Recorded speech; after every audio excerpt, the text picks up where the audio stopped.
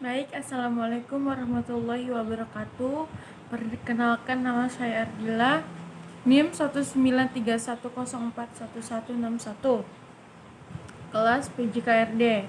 Saya di sini akan menyelesaikan tugas pertama saya dari Psikologi Penjas dan Olahraga. Saya di sini membawa materi tentang sejarah pengertian dan hakikat psikologi. Sejarah psikologi. Sejarah perkembangan psikologi secara umum terbagi menjadi 3 masa, yaitu psikologi prasistematik, psikologi sistematik, dan psikologi ilmiah. Psikologi prasistematik dimulai ketika manusia mulai melakukan perenungan terhadap keberadaannya.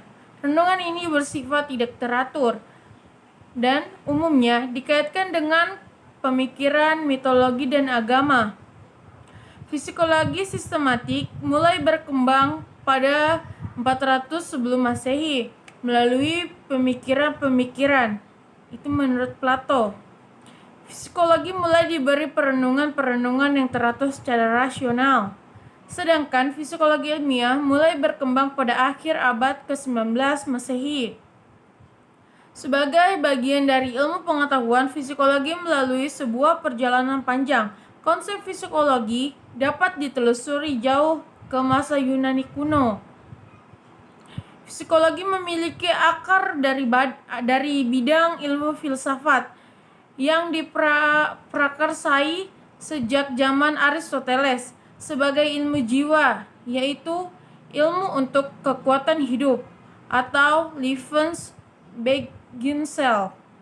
Aristoteles memandang ilmu jiwa sebagai ilmu yang mempelajari gejala-gejala kehidupan.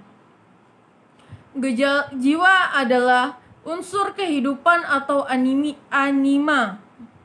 Karena itu, setiap makhluk hidup memiliki jiwa. Sejarah psikologi sejalan dengan perkembangan intelektual di Eropa. Namun mendapatkan bentuk praktis matinya di benua Amerika. Pengertian psikologi. Psikologi adalah disiplin ilmu yang mempelajari lebih dalam mengenai mental, pikiran, dan perilaku manusia. Disiplin ilmu ini meliputi alur pemikiran manusia dan alasan di balik perilaku dan tindakan tersebut. Ilmu psikologi ini sering kali dimanfaatkan untuk menyelesaikan masalah atau mencari solusi tepat dalam serangkaian aktivitas manusia yang kompleks. Menurut Chaplin 1972 dalam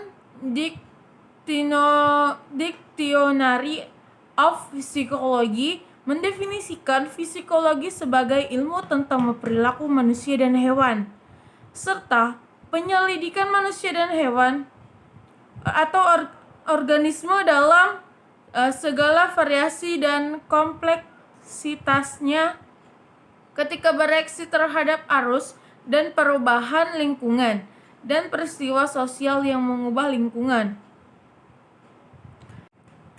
Psikologis olahraga juga diperlukan agar atlet berpikir mengenai mengapa mereka berolahraga dan apa yang ingin mereka capai sekali tujuannya diketahui. Latihan-latihan keterampilan psikologis dapat menolong tercapainya tujuan tersebut. Mental yang tegar sama halnya dengan teknik dan fisik akan didapat melalui latihan terencana, teratur, dan sistematis. Dalam membina aspek psikis atau mental atlet, pertama-tama perlu disadari bahwa setiap atlet harus dipandang secara individual, yang satu berbeda dengan yang lain. Untuk membantu mengenai profil setiap atlet, dapat dilakukan pemeriksaan psikologis yang biasa dikenal dengan psikotes dengan bantuan psikometri. Hakikat psikologi. Pengertian psikologi olahraga. Ada 2 istilah yang harus kita pahami dalam mengartikan psikologi olahraga, yaitu arti dari psikologi itu sendiri yang telah dijelaskan sebelumnya, dan ada juga untuk olahraga. Secara sederhana, psikologi adalah ilmu yang mempelajari tentang tingkah laku manusia. Tingkah laku ini disebut di sini berarti sesuatu yang nampak seperti berjalan, berlari, melompat. Bisa juga berarti sesuatu yang tidak nampak seperti perasaan dan berpikir. Sementara itu, olahraga adalah segala aktivitas fisik yang sistematis untuk mendorong, membina, dan mengembangkan potensi jasmani, rohani, dan sosial. Tujuan psikologi olahraga. Ada 3 tujuan. Yang pertama itu untuk mengetahui proses psikologi dan seberapa penting psikologi olahraga dalam kegiatan olahraga. Kedua, untuk mengetahui seberapa besar pengaruh kecemasan, stres, dan upaya pengendalian seorang atlet dalam menghadapi masalah seperti dalam olahraga terhadap prestasi seorang atlet. Ketiga, mengupayakan agar tugas dan peran pokok seorang pelatih untuk membangun rasa percaya diri seorang atlet dengan baik, yang pada akhirnya tujuan utama presentasi olahraga bisa tercapai. C. Manfaat psikologi olahraga. 1. Manfaat psikologi olahraga dibagi guru atau pelatih olahraga antara lain, yaitu A. Memahami gejala-gejala psikologis yang muncul pada anak didik atau atlet seperti motivasi, perasaan, kecemasan, sikap, dan lain-lain. B. Mengetahui, memahami, dan menginternalisasi gejala-gejala psikologi yang dianggap dapat mempengaruhi peningkatan dan kemunduran prestasi atlet. C. Mengetahui dan pemahaman tentang sejumlah faktor psikologi tersebut dapat dijadikan bahan untuk memecahkan masalah. D. Mempelajari hasil-hasil penelitian psikologis olahraga sebagai bahan perbandingan. 2. Manfaat psikologi olahraga bagi para atlet olahraga. A. Mengendalikan stres. Pertandingan olahraga seringkali memberikan stres atau tekanan pada para atlet. Selain keinginan mereka untuk menang tinggi, mereka tidak mau mengecewakan negara dan semua pendukungnya, sehingga meningkatnya stres. Stres ditandai dengan peningkatan denyut nadi, pernafasan, dan terlihat rileks secara fisik. Stres pada atlet ini bisa mengganggu penampilannya saat bersaing nanti, sehingga butuh psikologi sebagai teknik penurunan tingkat stres pada para atlet saat bertanding. Meningkatkan pikiran positif. Seorang atlet harus optimis sebelum bertanding dan selalu optimis untuk pertandingan-pertandingan selanjutnya. Apabila atlet pesimis dari awal, sudah pasti kemenangan tidak akan pernah diraih. Optimis berarti memiliki pikiran positif atas kemungkinan kemenangan yang akan diraihnya,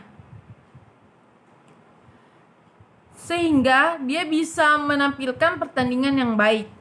C. Menentukan tujuan. Psikologi membantu para atlet untuk menemukan tujuan dari aktivitas yang mereka lakukan. Tujuan yang merupakan hasil yang ingin dicapai akan suatu aktivitas olahraga atau pertandingan. Misalnya tujuannya adalah untuk mendapatkan medali atau untuk membanggakan nama negara di kancah internasional. D. Mampu memprediksi kemampuan sendiri. Psikologi membantu para atlet untuk lebih memahami diri mereka. Dari inteligensi, kemampuan batas diri untuk mendukung latihan atau olahraga maksimal dan tujuan yang maksimal. Mental yang lebih tegar. Psikologi juga mengajarkan dan membentuk karakter yang lebih tegar. Persaingan antar atlet untuk bisa berlomba di kancah yang lebih tinggi cukup berat, belum lagi jika mendapatkan kekalahan yang membuat orang yang mendukung mereka kecewa. Kekuatan untuk bangkit kembali dari semua hal yang buruk yang tidak diinginkan sangat diperlukan. Oleh karena itu, seorang atlet harus tegar. Psikologi mengajarkan bagaimana memberikan respon positif terhadap apapun yang terjadi dan memotivasi diri sendiri untuk bangkit lebih kuat dan tangguh. Sekian dari saya, kurang dan lebihnya mohon dimaafkan. Wabillahi taufiq wal hidayah. Wassalamualaikum warahmatullahi wabarakatuh. Terima kasih.